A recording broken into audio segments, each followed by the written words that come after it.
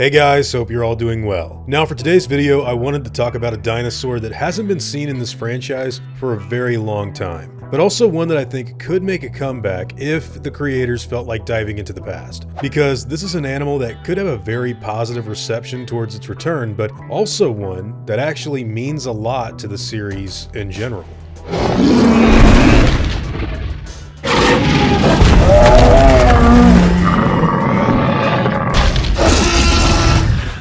In the Lost World Jurassic Park, a few new dinosaur species were introduced, and alongside those species also came some new dinosaur designs that built upon what we previously saw in Jurassic Park. One of those happened to be the green male Tyrannosaur that lived alongside its mate on Isla Sorna. Now this T-Rex quickly became something of a fan favorite animal for a few notable reasons. Number one, it helped establish a sense of reality or rules to the Jurassic Park franchise when it came to this new island and the animals that lived on it, showing us that differences between female and male dinosaurs were not only possible, but they were noticeably unique, which helped give the male Rex some character because along with the green scales, throat wattle, and bulkier skull came an impressive set of facial scarring from a battle with another dinosaur on the island. All in all, it made for one impressive looking creature. Now the reason Jurassic World could possibly opt to bring this dinosaur back is because we now have confirmation that different T-Rexes are not only being used in newer stories, but that they were more than likely taken from somewhere that isn't Isla Nublar. This is most notably displayed with the reintroduction of the Spinosaurus that we've seen teased recently, and in my opinion,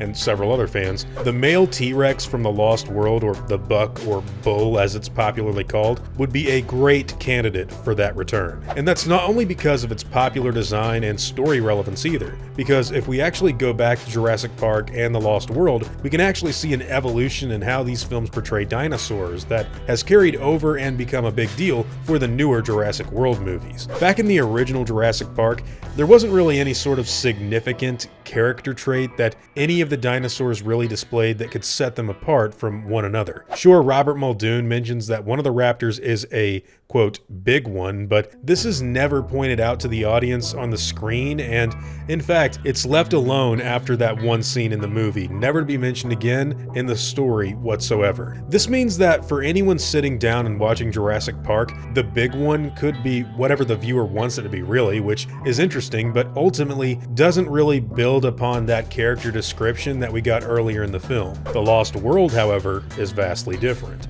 Here we have a new animal that looks different from the T-Rex in the last movie, and one that actually has a goal that ties directly into the plot of the new film. This animal is angry and wants its offspring back, and all of its actions both on the island and off deal with that theme during the Lost World's runtime. The movie even ends its villain's life by having that dinosaur teach its son to kill him. Spielberg frames the animals as if they're actually characters integral to the plot of the story, and seeing as how they are what ends up finishing off the main bad guy of the movie, that's kind of important. Now, Jurassic World has obviously adopted some of this characterization to dinosaurs like Blue and even the Indoraptor in Fallen Kingdom, but it really does start back in the first couple of movies to varying degrees here and there. Whether it be the goofy conversation Nedry has with the Dilophosaurus, giving it kind of a playful and more dangerous than you think kind of persona, or the actual important role that the T-Rex plays when it runs through Santiago looking for its lost son. Now that Jurassic World has opened the possibility of Isla Sorna dinosaurs being brought back into the series, what better animal to reintroduce into a future story